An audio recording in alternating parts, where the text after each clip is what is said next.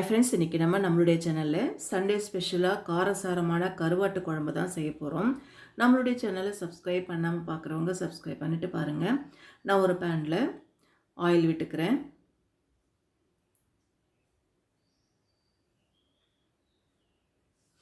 Oil சூடானதுமே கடுகு உளுத்தம்பருப்பு சேர்த்துக்கிறேன்.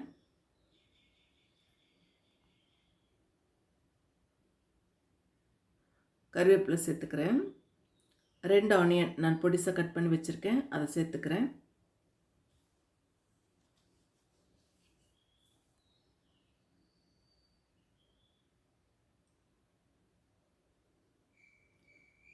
வெங்காயம் ஆயிலையும் நல்லா வதங்கி வரணும்.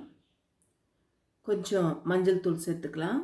உப்பு சேர்க்க வேண்டாம், கருவாட்டிலையும் நல்லா உப்பு இருக்கும், அதனால் லைட்டாக கடைசியில் கொஞ்சமாக சேர்த்துக்கிட்டால் போதும். ஆயிலில் இந்த வெங்காயம் நல்லா வதங்கி வரட்டும்.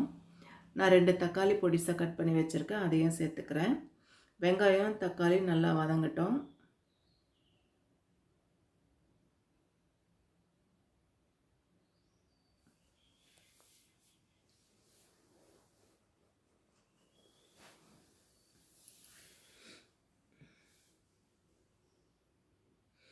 பூண்டு நான் நசுக்கி சேர்த்துருக்கேன்.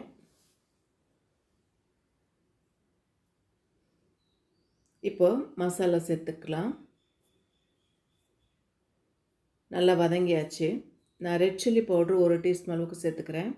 இது காஷ்மீர் ரெட் சில்லி, நல்ல கலர் கொடுக்கும், காரம் கம்மியாக இருக்கும். அதே மாதிரி வீட்டில் அரைச்ச மிளகாய்த்தூள் நான் ஒரு 6 டீஸ்பூன் அளவுக்கு சேர்த்துருக்கேன். இது ஒரு 50 கிராம் இருக்கும் இந்த மிளகாய்த்தூள். நல்லா மிக்ஸ் பண்ணிவிட்டு தேவையான அளவுக்கு தண்ணி ஊற்றிக்கணும்.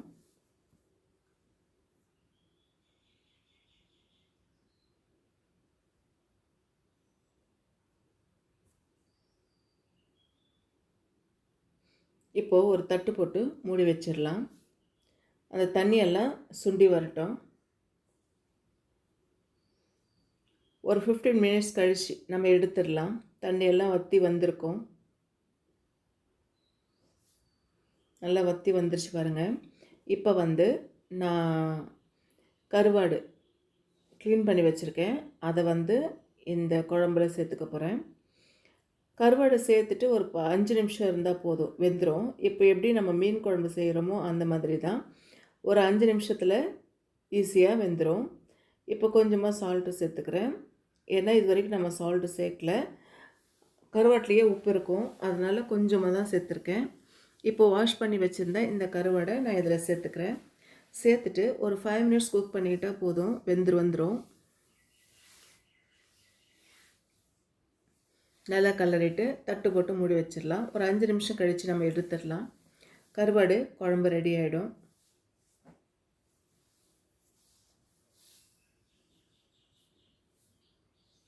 எடுத்துடலாம்.